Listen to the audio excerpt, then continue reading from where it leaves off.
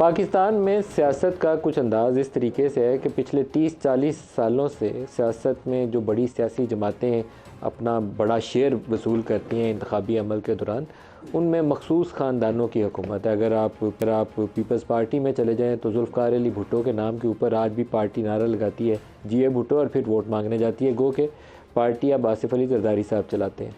नून league में चले जाएं तो 85-88 तक का अगर जो पीरियड है उससे आप बाद में निकल जाएं, उस वक्त तक तो जनरल ज़िया के ज़ेर साया ये जमात चलती थी। उसके बाद से सारी पार्टी के ऊपर नवाज़ शरीफ हावी हैं और नवाज़ शरीफ के नाम के साथ ही PMLN चलती है। अब ये सारे सियासतदान जो है 70s में हैं। आसिफ अली जरदारी साहब ख़ुद 68 के हैं, शायद नवाज़ से और इमरान खान से और शहबाज शरीफ से उम्र में निस्बतन छोटे होंगे, लेकिन जमहूरी तर्ज़ सियासत इन सियासी जमातों के अंदर नापैद है। आम तौर पर एक नॉमिनेटेड वे है जो फैमिली के अंदर ही रहती है, जमात की जो सदारत है, और उसी के तरीके कार के तहत ये सियासी जमातें आगे चलती हैं। जमहूरियत नाम की चीज़ इन सियासी जमातों के अंदर नहीं है। और इलेक्शन से पहले इस्टेब्लिशमेंट के साथ किस सियासी जमात का कितनी कुर्बत है और किसकी दूरी है, उसके ऊपर इंतखाबी नताइज का तयन वक्त से पहले होना शुरू हो जाता है, और हवा का रुख देखते हुए जो इलेक्टेबल्स हैं वो भी उस सियासी जमात का रुख कर लेते हैं। पाकिस्तान तहरीक-ए-इंसाफ 2011 से इस प्रोसेस का हिस्सा बनी। उससे पहले पीपल्स पार्टी और PMLN बारियां लगाते थे। फिर 2011 से PTI वालों ने ऐसी जफ्फी डाली कि उन्होंने अपना यकीनी बनाया कि 2018 के इंतखाबात में उनको बारी मिले ही मिले। नवाज़ शरीफ भी इसी तरीके से आगे आए थे। पहले चीफ़ मिनिस्टर पंजाब बने थे और चीफ़ मिनिस्टर पंजाब से IJ बनी और वो वज़ारत उज़्मा का उनका सफ़र शुरू हुआ। PTI को भी पहले KP में हुकूमत मिली, जहाँ ख़ुद इमरान खान तो वज़ीर आला नहीं बने, लेकिन उन्हीं की जमात को वो हुकूमत दिलवाई गई। परवेज़ खटक जो 2008 के इंतखाबात से पहले या 2013 के इंतखाबात से पहले PMLN से बातचीत कर रहे थे इंतखाबी अमल में हिस्सा लेने के लिए, वो PTI के टिकट से इलेक्शन लड़े और फिर वज़ीर आला भी बन गए। अब क्या सूरत हाल होगी? 2018 में इमरान खान बन गए। इस वक्त इमरान खान की लड़ाई है, वो जेल में पड़े हुए हैं, और इमरान खान मुमकिन नहीं है कि इन सारे केसेस में जो उनके ऊपर कायम है उनके होते हुए इंतखाबी अमल में आगे बढ़ सकें। कोई ना कोई रोड ब्लॉक आएगा जिसमें उनकी नाअहली या जेल वाली शक्ल बन जाएगी, जैसे 2018 में नवाज़ शरीफ के लिए बनी थी। पाकिस्तान ऐसे आगे बढ़ पाएगा? ये सारे लोग सवाल पूछते हैं आज तक। ऐसे पाकिस्तान के आगे बढ़ने के इम्कानात अच्छे तरीके से एक मुस्तहकम सियासी निज़ाम के साथ आगे बढ़ने के इम्कानात कम से कम होते जा रहे हैं। लोगों का ट्रस्ट इस पूरे प्रोसेस से ख़त्म होता जा रहा है, और सबसे ज़्यादा मायूसी फैलाने में पिछले 5-6 साल ने रोल अदा किया। सारे सियासतदानों के ऊपर एक छाप लगाई गई कि चोर और डाकू हैं। जिस तरीके से कोई मिलिट्री टेक ओवर कर लेता है ना जर्नैल, तो वो सारों के ऊपर छाप लगा देता है कि सियासतदान चोर डाकू थे, मुल्क लूट के खा गए थे, हम तो पाकिस्तान को बचाने हैं। उसी तरीके से इमरान खान की हुकूमत को परवान चढ़ाया गया था। अब वो बाकी सारों के ऊपर तो चोर और डाकू का लेबल लग गया, और जिसको सबसे ज़्यादा नेक और पारसा बनाकर, सादिक और अमीन बनाकर मार्केट में उतारा गया था, वो इस वक्त ख़ुद ज़ेर ताब है और जेल के अंदर है।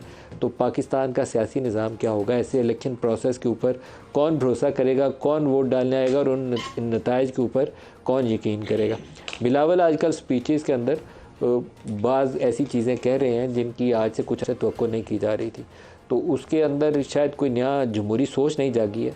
आम तौर पर तासुर यह है कि इस्टेब्लिशमेंट के साथ डील करने में नवाज़ शरीफ बाजी ले गए और PTI को इसमें मात हो गई है। इस रिएक्शन में बिलावल ऐसी स्पीचेस कर रहे हैं। आज भी उसी सिलसिले में एक और बयान उनका सामने आया है जो मैं आपको सुनाना चाहूँगा कि 70 साल के सियासतदानों को अलहदा हो जाना चाहिए। दिखाइएगा क्या कह रहे हैं। तो पूछते हैं कि मुझे क्यों निकाला। अब इनके लिए एक जलसा वो भी लाहौर में करवाया गया, और वो इतना जोर और शोर से बोल रहे हैं कि 2 दहाई लेकर आएंगे। उनको अवाम ऐसे जवाब देगा इलेक्शन में कि उनको नस्लों तक याद रहेगा। अपील है, मुतालबा है अपने बुजुर्गों से जो 30-30 साल सियासत कर रहे हैं, जो 70-70 साल सियासत कर रहे हैं, आप इंतजामिया के जोर पे इलेक्शन ना लड़ें। आम तौर पे पाकिस्तान में ये बातें सिर्फ आप या कैंपेन में कह सकते हैं, या जब आप अपोजिशन में बैठे हो तब आप कह सकते हैं।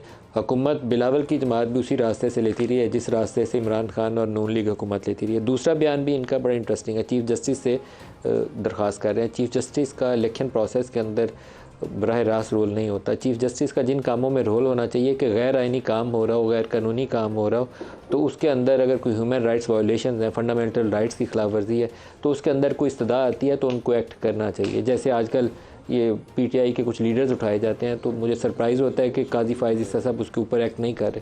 मेरा ख्याल था कि वो जिस तरह का उनका एक माजी में एक रोल रहा है वो इन चीज़ों के ऊपर एक्ट करेंगे और बड़ा डिसाइसिवली एक्ट करेंगे, लेकिन अभी तक हमने ना तरमीनुल्लाह साहब से ऐसा कुछ होते देखा है, ना जस्टिस मंसूर शाह से होते देखा है, ना काजी फ़ाइज़ ईसा से होते देखा है।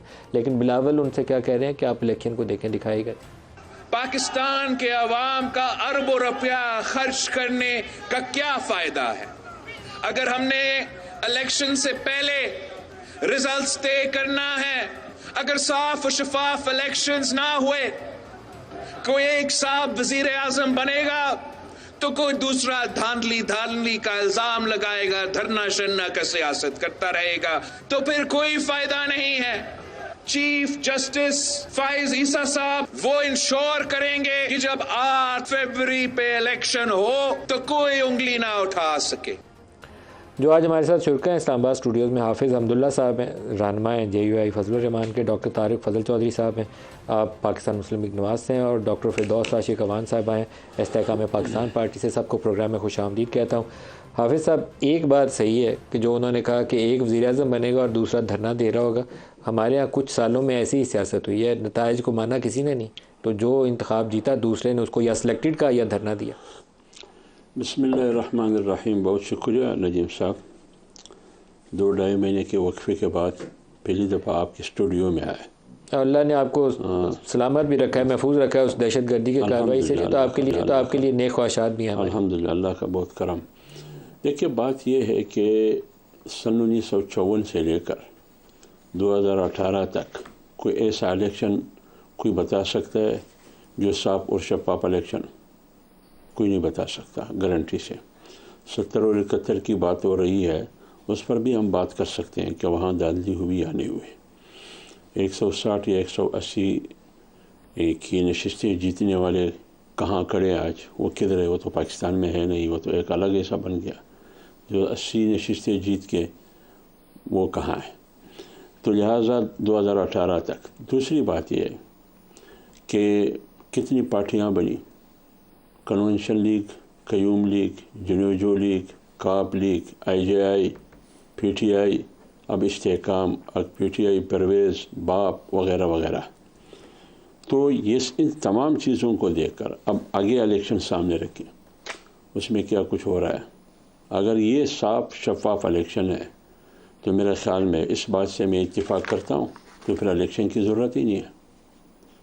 फिर इलेक्शन की ज़रूरत ही नहीं। आपको लगता नहीं है कि रिप्ले हो रहा है 2018 का? 2018 रिप्ले था IJI का। मैं PDM की तहरीक का बुनियादी नुक्ता यह था कि गैर सियासी और गैर जमहूरी क़ुव्वतों को सियासत में मुदाखलत आईनी तौर पर नाजायज़ और नारवा है।